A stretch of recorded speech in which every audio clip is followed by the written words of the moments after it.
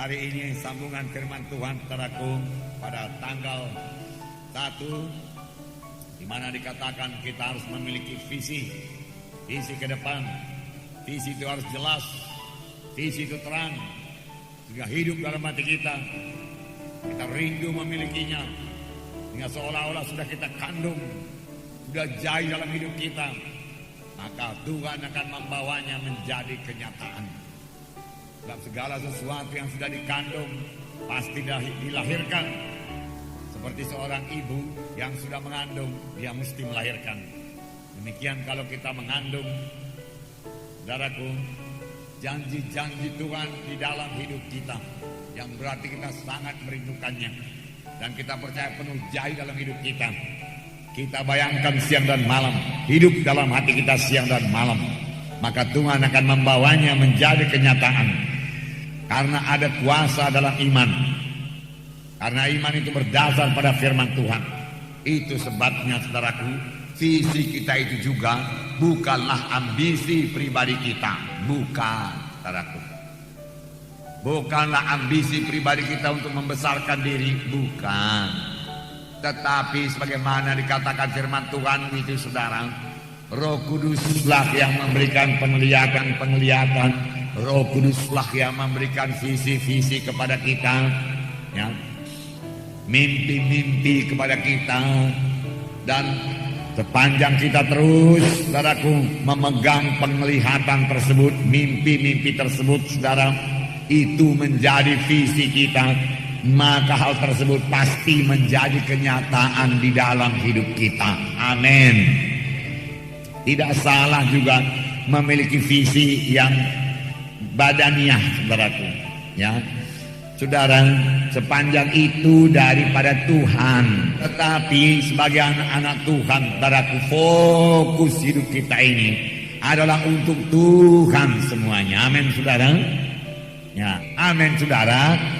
Ya, haleluya.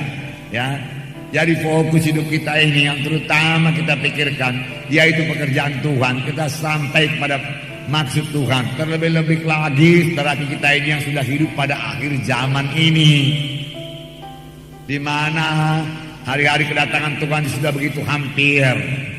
Jadi kita sudah hidup pada zaman, saudaraku, biarlah kita lebih intim kepada Tuhan, lebih dekat kepada Tuhan, saudaraku. Sebab dengan lebih intim kepada Tuhan itu kita bersekutu dengan Tuhan, kita dengar suara Tuhan, disitulah kita beroleh visi daripada Tuhan. Dan visi itu kita hidupkan dalam hati kita, saudaraku, dan visi itu akan menjadi kenyataan. Nah, di sini juga, saudaraku, iman yang berubah menjadi kenyataan. Iman yang menjadi kenyataan. Iman yang menjadi kenyataan. Sudah punya iman, saudaraku, biarlah menjadi kenyataan.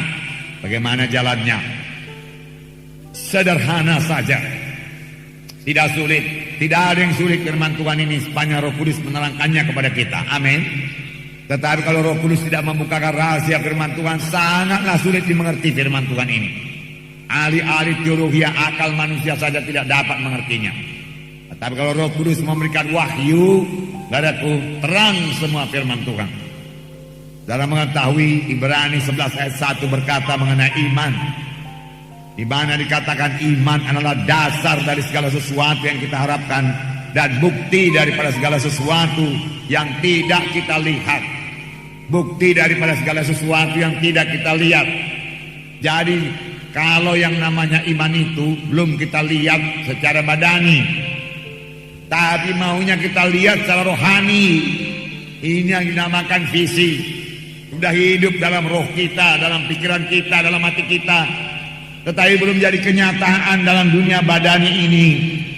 Misalnya seperti saya katakan semalam tanggal 1, firman Tuhan berkata oleh Biluris, kamu sudah sembuh. Oh, aku sembuh, aku sembuh. Oh, pasti aku sembuh, aku tidak jadi mati. Biluris Yesus menyembuhkan aku. Haleluya, haleluya.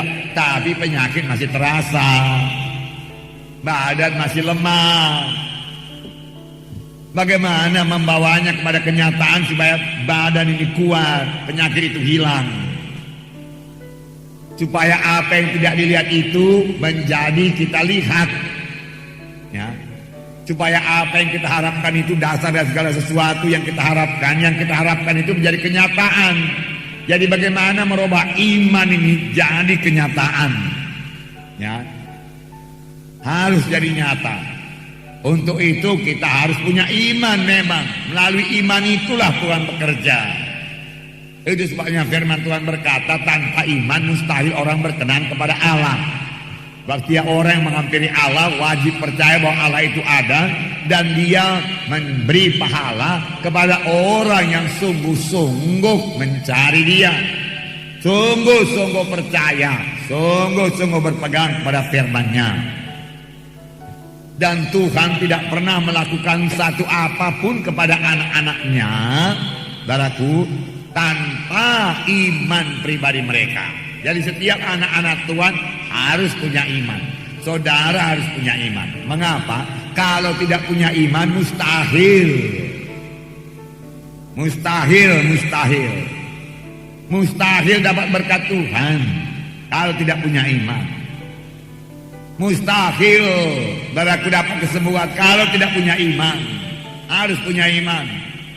Oh, semalam Pak Munti berkata, tidak pun punya iman kalau karunia mujizat berlaku, saudaraku, ya, maka didoakan sembuh. Saudara barangkali yang tidak punya iman, hamba Tuhannya punya iman. Amin, saudara. Jadi harus ada iman. Amin.